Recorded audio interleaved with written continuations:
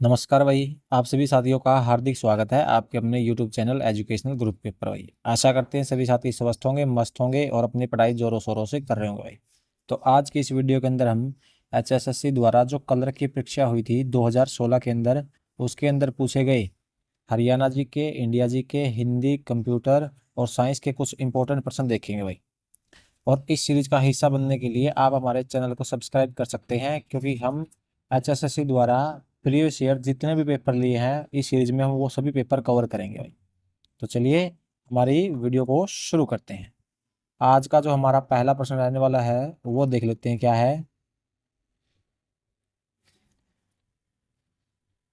तो हमारा पहला प्रश्न है भाई, भारतीय सेना ने किस देश पर सर्जिकल स्ट्राइक किया था भाई। तो भारतीय सेना ने किस देश के ऊपर सर्जिकल स्ट्राइक किया था?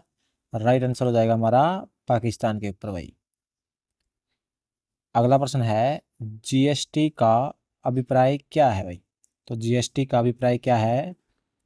यहाँ पर हमारा राइट आंसर हो जाएगा वस्तु और सेवा कर भाई। जीएसटी का क्या अभिप्राय है? वस्तु और सेवा कर भाई। अगला प्रश्न है, एशिया का सबसे बड़ा डेयरी प्लांट कहाँ स्थापित किया जाएगा भाई। तो एशिया का सबसे बड़ा डेयरी प्लांट कहाँ पर स्थापित किया जाएगा? राइट आंसर हो जाएगा हमारा गांधीनगर के अंदर भाई। कहाँ स्थापित किया जाएगा? गांधीनगर में भाई। अगला प्रश्न है, पैरा ओलंपिक गेम्स में रजत पदक जीतने वाली प्रथम भारतीय महिला कौन है भाई। तो पैरा ओलंपिक गेम के अंदर रजत पदक जीतने वाली प्रथम भारतीय महिला, राइट आंसर होगा हमारा दीपा मलिक भाई। कौन है? दीपा मलिक भाई। अगला प्रश्न है, विश्व में सबसे लंबे समय तक राज करने वाला राजा जिसकी हाल ही में मृत्यु हुई है वो किस देश का था भाई। ये बात 2016 के टाइम की हो रही है भाई। तो यहाँ पर हमारा राइट आंसर हो जाएगा थाईलैंड का भाई। कहाँ का राजा था? थाईलैंड का। अगला प्रश्न है, टोरंटो कनाडा में रोजर्स कप 2016 किसने जीता था भाई। तो जो टोरंटो कनाडा के अंदर रोजर्स कप हुआ था 2016 के अंदर, वो किसने जीता था?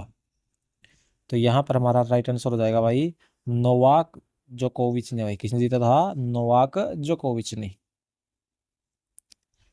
अगला प्रश्न है, वर्ष 2015 के लिए सरस्वती सम्मान निम्न में से किसे प्रदान किया गया भाई। तो 2015 के अंदर सरस्वती सम्मान किसे प्रदान किया गया? यहाँ पर हमारा राइट आंसर होगा भाई पद्मा सचदेव जी को। किसे प्रदान किया गया? पद्मा सचदेव जी को। अगला प्रश्न है, किस राष्ट्रीय पुरस्कार विजेता फिल्म का प्रसिद्ध 40वें मेट्रोलियल विश्व फिल्म फेस्टिवल के लिए चयन किया गया भाई। तो कौन सी राष्ट्रीय पुरस्कार विजेता फिल्म है जिसका 40वें मॉन्ट्रियल विश्व फिल्म फेस्टिवल के लिए चयन हुआ है? तो हमारा राइट आंसर होगा शंखचील भाई। कौन सी है? शंखचील। अगला प्रश्न हमारा, संयुक्त राष्ट्र अमेरिका के डोनाल्ड ट्रंप किस पार्टी से संबंधित है भाई। तो जो अमेरिका का डोनाल्ड ट्रंप है वो कौन सी पार्टी से संबंधित है? राइट आंसर होगा हमारा रिपब्लिकन पार्टी भाई। कौन सी पार्टी से संबंधित है? रिपब्लिकन पार्टी से। अगला प्रश्न है, हाल ही में साइरस मिस्त्री समाचारों में है, उनका नाम जुड़ा हुआ भाई। तो साइरस मिस्त्री समाचारों के अंदर है, उनका नाम किससे जुड़ा हुआ है?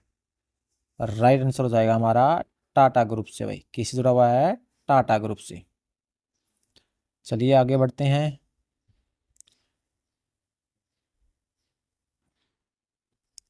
अगला प्रश्न रहने वाला हमारा, कौन सा कथन सही नहीं है भाई। तो कौन, आपके सामने चार ऑप्शन दिए गए हैं, उनमें से बताना है कौन सा कथन सही नहीं है। ऑक्सीजन का योग एक ऑक्सीकरण प्रक्रिया है, ये कथन बिल्कुल सही है भाई।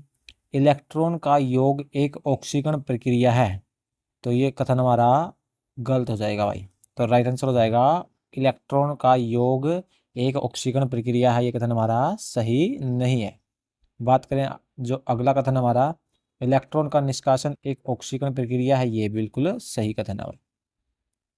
अगला प्रश्न है, निम्न में से किस यौगिक में उच्चतर क्वथनांक होता है भाई। तो किस यौगिक का क्वथनांक उच्चतर होता है? तो यहाँ पर हमारा राइट आंसर हो जाएगा क्लोरोफॉर्म का भाई। किसका? क्लोरोफॉर्म का। अगला प्रश्न है, शीतल पेय कोल्ड ड्रिंक में कौन सा एसिड होता है भाई? तो कोल्ड ड्रिंक के अंदर कौन सा एसिड पाया जाता है?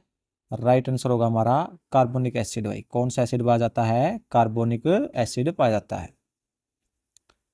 अगला प्रश्न है, कोशिका में कौन सा कोशिकांग वायवीय श्वसन द्वारा ऊर्जा उत्पादन से संबंधित है भाई?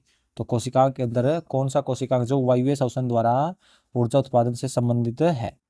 राइट आंसर होगा हमारा माइटोकॉन्ड्रिया भाई। कौन सा है? माइटोकॉन्ड्रिया। अगला प्रश्न है, मानव में वृक्क निस्पंदन इकाई क्या है भाई? तो मानव में वृक्क निस्पंदन इकाई क्या है? राइट आंसर होगा हमारा वृक्काणु भाई। क्या है? वृक्काणु। अगला प्रश्न है, मानव में मुख्य नाइट्रोजनी अपशिष्ट क्या है भाई? तो मानव के अंदर मुख्य नाइट्रोजनी अपशिष्ट क्या है? राइट आंसर हो जाएगा हमारा यूरिक एसिड भाई। मानव के अंदर क्या है? Uric acid. अगला प्रश्न है, कौन सा पदार्थ प्रकाश संश्लेषण के दौरान अपचयित होता है भाई? तो कौन सा पदार्थ है जो प्रकाश संश्लेषण के दौरान अपचयित होता है? राइट आंसर हो जाएगा हमारा कार्बन डाइऑक्साइड भाई। कौन सा पदार्थ है वो? Carbon dioxide. अगला प्रश्न है, प्रकाश की तरंग प्रकृति के विचारण द्वारा किस परिघटना की व्याख्या नहीं की जा सकती भाई? प्रकाश की तरंग प्रकृति के विचारण द्वारा जो कौन सी परिघटना है जिसकी व्याख्या नहीं की जा सकती? तो यहाँ पर हमारा जो राइट आंसर होगा, प्रकाश का विवर्तन, इसकी व्याख्या भी नहीं की जा सकती। प्रकाश विद्युत प्रभाव, इसकी व्याख्या भी नहीं की जा सकती। प्रकाश का परावर्तन, इसकी व्याख्या भी नहीं की जा सकती। तो राइट आंसर हो जाएगा ये सभी भाई। अगला प्रश्न है, कौन सा कथन सही नहीं है भाई? आपके सामने 4 ऑप्शन दिए गए हैं, उनमें से बताना है कि कौन सा कथन सही नहीं है। सर्च लाइट में अवतल दर्पण का प्रयोग किया जाता है? बिल्कुल किया जाता है भाई। दंत चिकित्सक द्वारा अवतल दर्पण का प्रयोग किया जाता है? बिल्कुल किया जाता है भाई। शेविंग दर्पण के रूप में भी अवतल दर्पण का प्रयोग किया जाता है? बिल्कुल सही है। वाहनों में अवतल दर्पण का प्रयोग किया जाता है?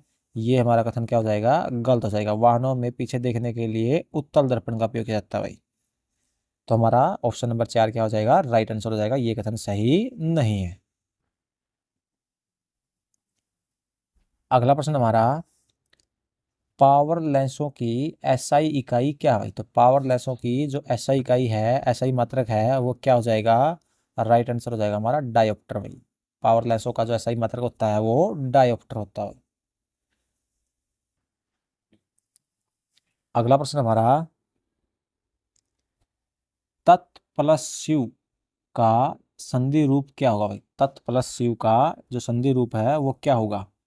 तो यहाँ पर हमारा राइट आंसर होगा तत्शिव भाई। तत् प्लस शिव, तत्शिव हमारा राइट आंसर हो जाएगा। अगला प्रश्न है, सम्राट शब्द का स्त्रीलिंग रूप क्या होता है भाई? तो सम्राट शब्द का जो स्त्रीलिंग रूप है वो क्या होगा? राइट आंसर होगा हमारा सम्राज्ञी भाई। सम्राट शब्द का जो स्त्रीलिंग होगा वो सम्राज्ञी होगा। अगला प्रश्न है, निम्नलिखित में कौन सा वर्तनी रूप शुद्ध है भाई? तो आपके सामने 4 ऑप्शन दिए गए हैं, उनमें से कौन सा शुद्ध शब्द है ये बताना है। तो कवयित्री लिखा हुआ है, तो यहाँ पर हमारा राइट आंसर हो जाएगा ऑप्शन नंबर 3 भाई, कवयित्री, जो इसका शुद्ध स्वरूप है भाई। अगला प्रश्न है, निम्नलिखित में कौन सा वर्तनी रूप में शुद्ध है भाई? तो आपके सामने फिर से 4 ऑप्शन है, उनमें से बताना है कौन सा शुद्ध है। तो यहाँ पर हमारा राइट आंसर हो जाएगा ऑप्शन नंबर 1 पूज्य भाई। ये शुद्ध वर्तनी है। अगला प्रश्न है, उंगली पर नचाना मुहावरे का सही अर्थ है भाई? तो उंगली पर नचाना मुहावरे का सही अर्थ है वश में रखना भाई। तो राइट आंसर हो जाएगा ऑप्शन नंबर 3, उंगली पर नचाना मतलब वश में रखना भाई। अगला प्रश्न है, वाक्य की पूर्ति उचित लोकोक्ति से कीजिए भाई। बेचारी बहू को ही क्यों दोष देते हो, अपने बेटे की करतूतों पर क्यों ध्यान नहीं देते, सच ही कहा गया है। आपके सामने फिर 4 ऑप्शन है, इस पंक्ति को पूरा करना है, सच ही कहा गया है। ऑप्शन नंबर ए, नाच न जाने अगन टेढ़ा। पढ़े फारसी बेचे तेल, या फिर अपना पैसा खोटा हो तो परखने वाले का क्या दोष, या फिर धोबी का कुत्ता न घर का न घाट का। तो इन चारों में से कौन सा राइट आंसर होगा हमारा? तो यहाँ पर हमारा राइट आंसर हो जाएगा सच ही कहा है, अपना पैसा खोटा हो तो परखने वाले का क्या दोष भाई। अगला प्रश्न हमारा, निम्नलिखित में से कौन सी भाषा भारत यूरोपीय भाषा परिवार की नहीं है भाई। तो कौन सी भाषा है जो भारत यूरोपीय भाषा परिवार की नहीं है? तो राइट आंसर हो जाएगा हमारा तमिल भाषा भाई। कौन सी भाषा? वो तमिल भाषा है। अगला प्रश्न है, निम्नलिखित में कौन से वर्ण का उच्चारण स्थान तालु नहीं है भाई। तो कौन से वर्ण का जो उच्चारण स्थान है वो तालु नहीं है? तो यहां पर हमारा राइट आंसर हो जाएगा द का भाई। कौन सा वर्ण है? वो द वर्ण है भाई। अगला प्रश्न है, निम्नलिखित में कौन सा शब्द विशेषण नहीं है भाई। तो कौन सा शब्द है जो विशेषण नहीं है? तो राइट आंसर हो जाएगा हमारा राजकीय शब्द भाई। राजकीय शब्द क्या है? विशेषण नहीं है। अगला प्रश्न है, समिष भोजी वह है। तो समिष भोजी कौन होता है? जो मांस खाता है भाई। समिष भोजी कौन होता है? जो मांस खाता है। अगला प्रश्न है, कुचिपुड़ी एक शास्त्रीय भारतीय नृत्य है तथा यह पूरे दक्षिण भारत में लोकप्रिय है। यह नृत्य किस राज्य में जन्मा भाई। तो जो कुचिपुड़ी शास्त्रीय नृत्य है वो दक्षिण भारत में किस राज्य के अंदर जन्मा भाई। तो हमारा राइट आंसर हो जाएगा भाई, किस राज्य के अंदर जन्मा है? आंध्र प्रदेश के अंदर भाई। कौन से राज्य में जन्मा है? आंध्र प्रदेश में भाई। अगला प्रश्न है, प्राचीन भारत में बौद्धों द्वारा शिक्षा कहाँ दी जाती थी भाई। तो प्राचीन भारत के अंदर बौद्धों द्वारा शिक्षा कहाँ दी जाती थी? राइट आंसर होगा हमारा मठों के अंदर भाई। कहाँ दी जाती थी? मठों में। अगला प्रश्न है, दहेज निषेध अधिनियम कब पारित किया गया था भाई। तो दहेज निषेध अधिनियम है वो कब पारित हुआ था? राइट आंसर हो जाएगा हमारा 1961 के अंदर भाई। कब पारित हुआ था? 1961 में। अगला प्रश्न है, पद एकल परिवार का आशय है। पद एकल परिवार का आशय है। राइट आंसर होगा हमारा पति पत्नी और उनके बच्चे भाई। जो एकल परिवार है उसके अंदर पति पत्नी और उनके बच्चे आते हैं भाई। अगला प्रश्न है, उपनयन संस्कार क्या होता है? उपनयन संस्कार क्या होता है? तो राइट आंसर होगा बच्चे का पवित्र जनेऊ संस्कार भाई। जो बच्चे का पवित्र जनेऊ संस्कार है वो क्या कहलाता है? उपनयन संस्कार कहलाता है भाई। अगला प्रश्न है, ब्रिटिश साम्राज्यवाद के समय भारत के आर्थिक शोषण का सिद्धांत प्रतिपादित किया था भाई। तो ब्रिटिश साम्राज्यवाद के समय भारत के आर्थिक शोषण का सिद्धांत किसने प्रतिपादित किया था? राइट आंसर होगा हमारा दादा भाई नौरोजी ने भाई। किसने किया था? दादा भाई नौरोजी ने। अगला प्रश्न हमारा, भारतीय राष्ट्रीय कांग्रेस की स्थापना कब हुई थी भाई। तो भारतीय राष्ट्रीय कांग्रेस की स्थापना कब हुई थी? राइट आंसर होगा हमारा वर्ष 1885 के अंदर भाई। कब हुई थी? वर्ष 1885 में। अगला प्रश्न है, भारत में निम्न गवर्नर जनरलों को कालानुक्रम अनुसार व्यवस्थित कीजिए भाई। तो सबसे पहले कौन आया था, फिर उसके बाद, फिर उसके बाद कौन आया था। इस तरह हमें कालानुक्रम के अनुसार व्यवस्थित करना है। तो सबसे वेल्जली, कॉर्नवालिस, वॉरेन हेस्टिंग और डलहौजी के अंदर सबसे पहले बात करें तो सबसे पहले कौन आया था? सबसे पहले आए थे वॉरेन हेस्टिंग भाई। कौन आए थे सबसे पहले? Warren Hasting. उसके बाद कॉर्नवालिस। उसके बाद कौन आए थे? कॉर्नवालिस। उसके बाद वेल्जली और उसके बाद लॉर्ड डलहौजी भाई। तो हमारा राइट आंसर हो जाएगा सबसे पहले 3, फिर 2, फिर 1 और फिर 4। तो ऑप्शन नंबर 3 हमारा राइट आंसर हो जाएगा भाई। अगला प्रश्न है, भारतीय स्वाधीनता संग्राम के दौरान रोलेट एक्ट ने आम लोगों में रोष क्यों भड़काया था भाई। तो भारतीय स्वाधीनता संग्राम के दौरान जो रोलेट एक्ट आया था उसने आम लोगों के अंदर रोष क्यों भड़काया था? इसमें श्रमिकों संघों की गतिविधियों को दबाया गया, या फिर इसने भारतीय पारंपरिक शिक्षा का दमन किया, या फिर इसने धार्मिक स्वतंत्रता पर कटौती की, इसने सरकार को बिना मुकदमा चलाए जनता को बंदी बनाने का अधिकृत कर दिया था। तो राइट आंसर होगा रूलेट एक्ट के अनुसार सरकार क्या आती थी, जनता को ऊपर बिना मुकदमा चलाए उसको बंदी बना सकती थी भाई, इस वजह से लोगों में रोष फैल गया था। अगला प्रश्न है,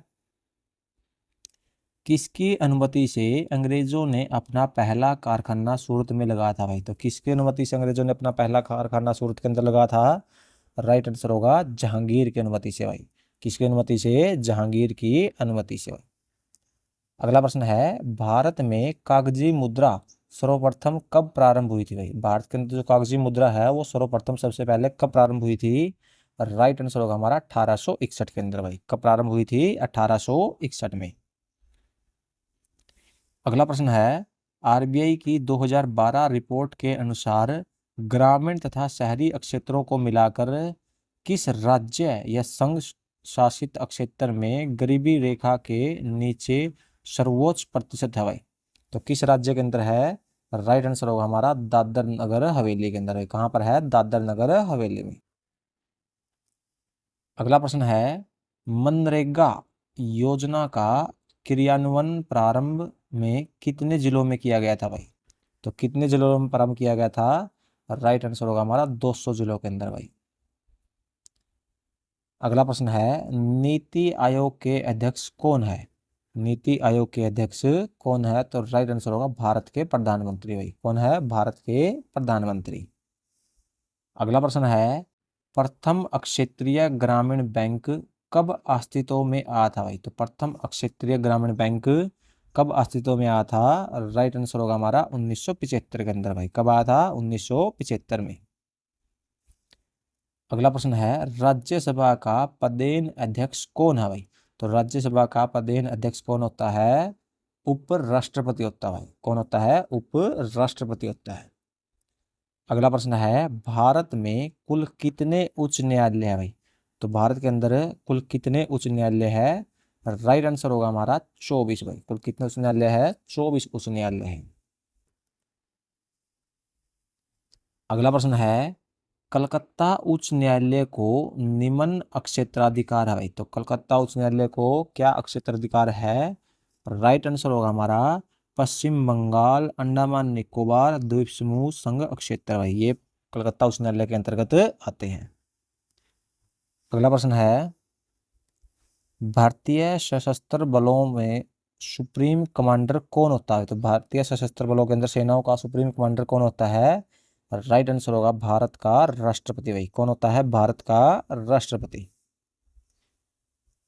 अगला प्रश्न है, 29 राज्यों में से कितने राज्यों में विधान परिषद है भाई? तो कितने राज्यों के अंदर विधान परिषद है? राइट आंसर होगा हमारा 7 भाई। कितने राज्यों के अंदर है? 7 राज्यों में। अगला प्रश्न है, प्रसिद्ध विरूपाक्ष मंदिर कहाँ अवस्थित है भाई? जो प्रसिद्ध विरूपाक्ष मंदिर है वो कहाँ पर स्थित है? राइट आंसर होगा हमारा हम्पी में भाई। कहाँ पर है? हम्पी के अंदर। अगला प्रश्न है, छत्तीसगढ़ राज्य में निम्न में से कौन से खनिज प्राकृतिक रूप से प्राप्त होते हैं भाई? तो छत्तीसगढ़ के अंदर कौन से खनिज है जो प्राकृतिक रूप से प्राप्त होते हैं? बॉक्साइट, डोलोमाइट, लोहा अयस्क या फिर टिन? तो यहाँ पर हमारा राइट आंसर होगा बॉक्साइट प्राप्त होता है, डोलोमाइट भी प्राप्त होता है और लोहा अयस्क पाया जाता है, लेकिन टिन प्राकृतिक रूप से नहीं मिलता। तो राइट आंसर होगा ऑप्शन नंबर 1, केवल 1, 2 और 3 भाई।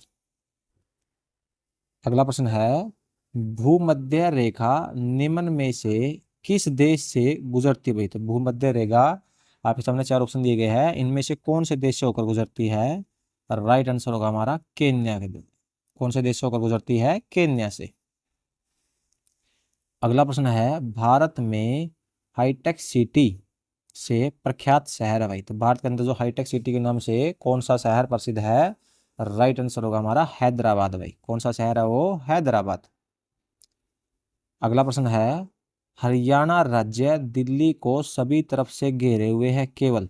तो कहाँ को छोड़कर? केवल पूर्व को छोड़कर भाई। केवल पूर्व को छोड़कर हरियाणा दिल्ली को बाकी तीनों तरफ से घेरे हुए है भाई। अगला प्रश्न है, क्षेत्रफल अनुसार कम से अधिक हरियाणा के जिलों के लिए सही अनुक्रम का चुनाव कीजिए। तो पहले सबसे कम क्षेत्रफल, फिर उससे ज्यादा, फिर उससे ज्यादा। तो यहाँ पर हमारा राइट आंसर होगा सबसे कम वो झज्जर का, फिर उससे बड़ा जींद, फिर उससे बड़ा हिसार, फिर उससे बड़ा सिरसा भाई। तो राइट नंबर ऑप्शन नंबर 3 हो जाएगा हमारा राइट आंसर। अगला प्रश्न है, हरियाणा और उत्तर प्रदेश राज्यों के मध्य यह नदी प्राकृतिक रोधिता या सीमा बनाती है। तो हरियाणा और उत्तर प्रदेश के मध्य में कौन सी नदी है जो प्राकृतिक रूप से सीमा बनाती है? राइट आंसर होगा हमारा यमुना नदी भाई। कौन सी नदी है वो? यमुना नदी। अगला प्रश्न है, पानीपत की दूसरी लड़ाई में अकबर ने किसको परास्त किया था भाई? तो पानीपत की दूसरी लड़ाई के अंदर अकबर ने किसको परास्त किया था? राइट आंसर होगा हेमू को, यानी हेमचंद्र विक्रमादित्य को, जो रेवाड़ी का शासक था भाई। अगला प्रश्न है, हरियाणा के पलवल जिले से अंग्रेजों ने गांधी जी को गिरफ्तार किया था भाई। तो पलवल जिले से हरियाणा के अंग्रेजों ने गांधी जी को कब गिरफ्तार किया था? राइट आंसर होगा हमारा अप्रैल 1919 के अंदर भाई। कब गिरफ्तार किया था? अप्रैल 1919 में।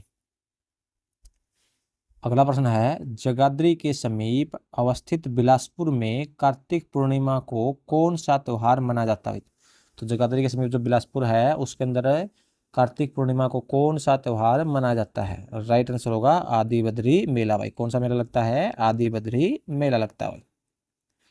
अगला प्रश्न है, हरियाणा के कैथल नगर में डोगरा गेट के समीप निम्न में से कौन सा गुरुद्वारा स्थित है भाई? तो डोगरा गेट के समीप कौन सा गुरुद्वारा है? राइट आंसर होगा हमारा गुरुद्वारा नीम साहिब भाई। कौन सा गुरुद्वारा है? गुरुद्वारा नीम साहिब। अगला प्रश्न है, हरियाणा के निम्न में से किस कवि ने सत्याग्रही प्रहलाद लिखी भाई? तो किस कवि ने सत्याग्रही प्रहलाद लिखी है? राइट आंसर होगा हमारा तुलसीदास शर्मा दिनेश ने भाई। सत्याग्रही प्रहलाद की रचना किसने की है? तुलसीराम शर्मा दिनेश ने की भाई। अगला प्रश्न है, हांसी महम और रोहतक के मध्य रेल लाइन परियोजना की लागत लगभग है भाई। तो हांसी महम और रोहतक के मध्य जो रेल लाइन परियोजना है उसकी लागत कितनी है? राइट आंसर होगा लगभग 500 करोड़ रुपए भाई। कितनी है? लगभग 500 करोड़ रुपए। अगला प्रश्न है, सिख गुरुद्वारा की व्यवस्था के लिए पृथक कमेटी की रचना करने हेतु सहमति दी भाई। तो जो सिख गुरुद्वारा की व्यवस्था करने के लिए जो अलग से कमेटी बनाई गई है उसकी सहमति किसने दी थी? तो राइट आंसर होगा हमारा जगन्नाथ पहाड़िया ने भाई। किसने दी थी? जगन्नाथ पहाड़िया ने। अगला प्रश्न हमारा, निम्नलिखित सभी हरियाणा वन विकास निगम के मुख्य लक्ष्य है सिवाय, यानी किस चीज को छोड़कर बाकी सभी जो हरियाणा वन विकास निगम के मुख्य लक्ष्य है? तो यहाँ पर हमारा राइट आंसर हो जाएगा जनसंख्या नियंत्रण के विषय को छोड़कर बाकी सभी जो है वो हरियाणा वन विभाग के लक्ष्य हैं। अगला प्रश्न है, हरियाणा सरकार ने अपना पहला खाद्य बैंक आरंभ किया भाई। तो हरियाणा सरकार ने अपना पहला खाद्य बैंक कहाँ आरंभ किया है? राइट आंसर होगा हमारा गुरुग्राम में भाई। कहाँ आरंभ किया है? गुरुग्राम में। अगला प्रश्न है, निम्न में से कौन सा स्मारक हिसार जिले में स्थित नहीं भाई? तो हिसार जिले के अंदर कौन सा स्मारक स्थित नहीं है? राइट आंसर होगा हमारा शेख चिली का मकबरा भाई, जो थानेसर कुरुक्षेत्र में पड़ता है। अगला प्रश्न है, हरियाणा सरकार में मंत्री नायब सिंह किस निर्वाचन क्षेत्र से संबंधित है? तो हरियाणा सरकार के अंदर जो मंत्री नायब सिंह सैनी है वो किस निर्वाचन क्षेत्र से संबंधित है? राइट आंसर होगा हमारा नारायणगढ़ से भाई। कहाँ से है? नारायणगढ़ से। ये बात 2016 की हो रही भाई। अगला प्रश्न है, हरियाणा के राज्यपाल बनने के लिए निम्नतम आयु निर्धारित की है भाई। तो हरियाणा का राज्यपाल बनने के लिए निम्नतम आयु कितनी होनी चाहिए? तो राइट आंसर होगा निम्नतम आयु 35 वर्ष होनी चाहिए। अगला प्रश्न है, मुख्यमंत्री रत्न अवार्ड का संबंध है भाई। तो मुख्यमंत्री रत्न अवार्ड का संबंध किससे है? तो राइट आंसर होगा हमारा औद्योगिक श्रम से भाई। किससे है? औद्योगिक श्रम से। अगला प्रश्न है, हीरो मोटरसाइकिल का निर्माण निम्न में से किस स्थान पर होता है भाई?